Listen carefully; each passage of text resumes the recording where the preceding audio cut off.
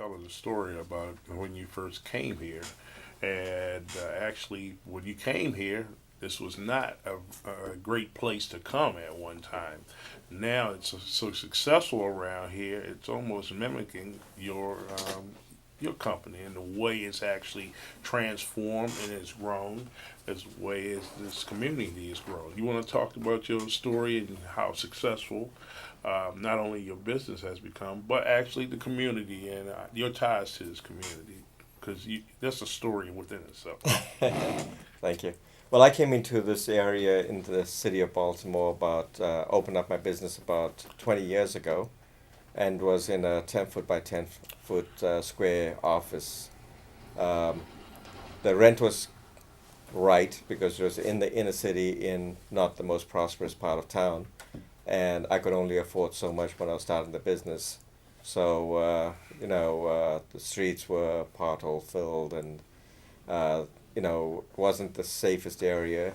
But over time, just like other businesses also adopted this can-do attitude, and we continue to work on the community. And next thing you know, this is the hottest part of town. So we're in the Brewers Hill of Canton in Baltimore City, and as you say, everything around us has become very prosperous and created a lot of jobs and opportunities for everyone. Yeah, and for people who don't know, they were trying to sell $1 houses here to get people to actually come in and buy or renovate the houses and live here. Now these houses are going almost at half a million to $1 million. It's a great story and it's a great way to Yes. segue. And also, the chapter, it loves coming here. So, and what your business has expanded. Tell us a little bit about your business also. So I've been hosting the Comto conference as needed by Comto for since I've become part of the board, and the business has expanded. We went from being a one-person company, me.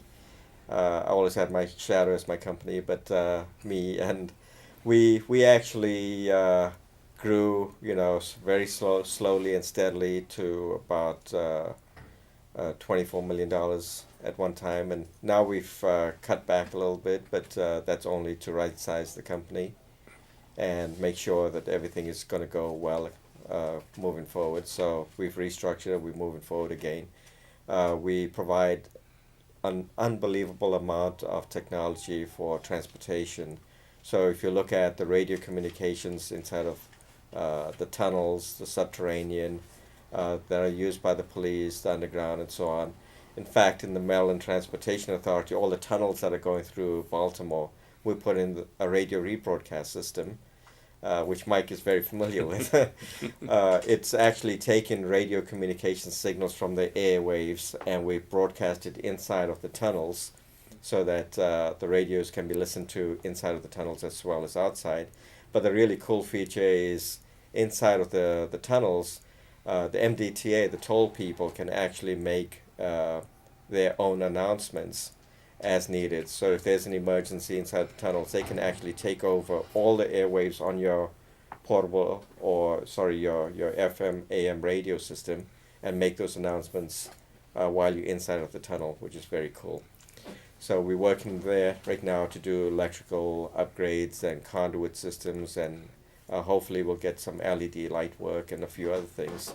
So Homeland Security in the Washington Metro, we do all the biological, chemical sensors, all the video surveillance cameras inside of there, the revenue collection equipment for ticket collections and so on. Mm-hmm. We've installed all of them on 4,000 buses. We've been awarded multiple patents for all the different innovations that we're coming out with. So we're coming out with about 4 or 5 new technologies that are going to be very interesting and exciting.